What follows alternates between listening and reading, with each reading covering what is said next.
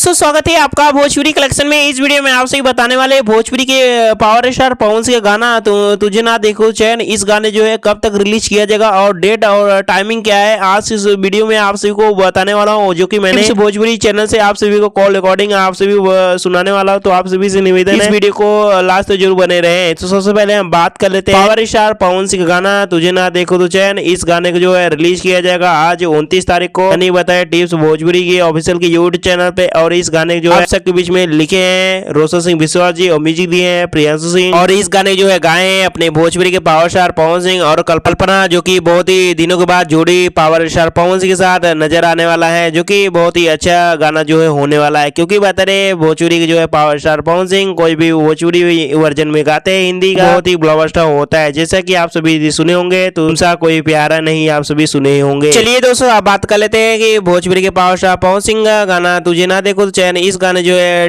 Release date के बारे में आप सभी को कॉल रिकॉर्डिंग सुनाता हूँ। तो फाइनली सर, जैसा कि आपने बताया कि 29 तारीख को गाना आने वाला है, क्या ये जैसे लगभग जो कि मैं देखा हूँ सर, टिप्स का जो भोजपुरी का जो गाना होता है लगभग 11 बजे या फिर दोपहर के आसपास, मतलब कि गाने का रिलीज टाइम हम लोग हाँ मोस्ट प्रोबेबली 11 बजे ही हम लोग का जी टाइमिंग होता है। हाँ जी जी क्योंकि क्या होता है कि बहुत आदमी लोग सुबह सुबह 6 बजे 7 बजे कर रहते हैं जी जी जी बिल्कुल।